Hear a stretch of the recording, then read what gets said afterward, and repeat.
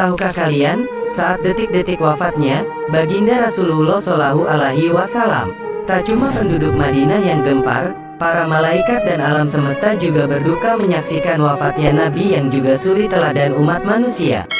Rasulullah Shallallahu Alaihi Wasallam menghadap ilahi Rabi pada hari Senin pagi tanggal 12 Rabiul Awal tahun 11 Hijriah bertepatan 633 Masehi. Beliau wafat pada usia 63 tahun lebih 4 hari. Isyarat dekatnya ajal Rasulullah dimulai ketika beliau beriktikaf selama 20 hari di bulan Ramadan tahun 10 Hijriah. Sebelum ajal menjemput, beliau memang sakit sampai tidak bisa mengimami salat jamaah di masjid. Hingga pada suatu hari datanglah malaikat maut bertamu ke rumah beliau untuk mengambil ruh Rasulullah yang mulia. Kedatangan tamu itu sebenarnya ditolak oleh putri tercinta Sayyidah Fatimah Az-Zahra radhiyallahu anha, tetapi setelah Rasulullah menjelaskan bahwa yang datang adalah malaikat maut, akhirnya Fatimah mempersilakan masuk. Malaikat maut datang menghampiri, Rasulullah menanyakan kenapa malaikat Jibril tidak ikut menyertainya. Kemudian dipanggillah Jibril yang sebelumnya sudah bersiap di atas langit dunia menyambut ruh kekasih Allah dan penghulu dunia ini. Ketika Jibril datang ke hadapan Rasulullah, beliau berkata, "Ya Jibril, jelaskan apa hakku nanti di hadapan Allah?" tanya Rasulullah dengan suara yang lemah. "Pintu-pintu langit telah terbuka, para malaikat telah menanti ruhmu. Semua surga terbuka lebar menanti kedatanganmu," kata Jibril. Tapi itu ternyata jawaban itu tidak membuatkan Rasulullah lega, mata beliau masih penuh kecemasan. "Apakah engkau tidak senang mendengar kabar ini?" tanya Jibril lagi. "Kabarkan kepadaku bagaimana nasib umatku kelak," ucap Rasulullah.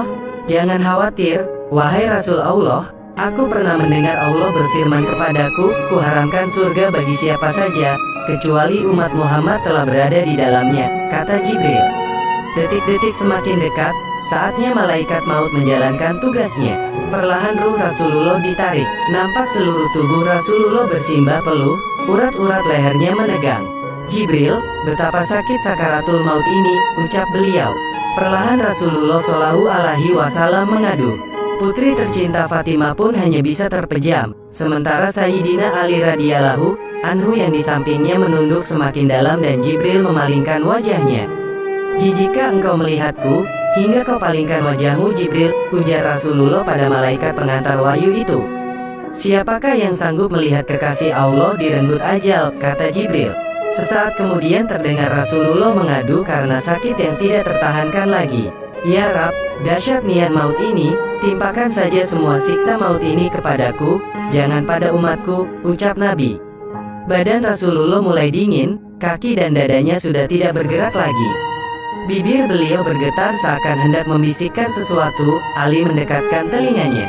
"Usikum bis sholati, wa ma malakat aimanukum," peliharalah salat dan peliharalah orang-orang lemah di antaramu, ucap Nabi dengan suara yang amat lirih. Di luar, pintu tangis mulai terdengar bersahutan, para sahabat saling berpelukan. Sayyidah Fatimah menutupkan tangan di wajahnya, dan Ali kembali mendekatkan telinganya ke bibir Rasulullah yang mulai kebiruan. "Ummati, ummati, ummati." Dan berakhirlah hidup manusia paling mulia Rasulullah Muhammad. Kalimat kecintaan beliau terhadap umatnya, hingga beliau menginginkan semua siksa maut umatnya ditimpakan kepada beliau. Bukan hanya itu, ketika ajal sudah di tenggorokan beliau masih memikirkan umatnya. "Ummati, ummati, ummati." Subhanallah, nah seperti itulah saat Baginda Rasulullah Shallallahu Alaihi Wasallam meninggal. Bahkan beliau masih sempat-sempatnya mengingat umatnya. Mudah-mudahan kita menjadi umat beliau yang cinta kepada beliau. Amin.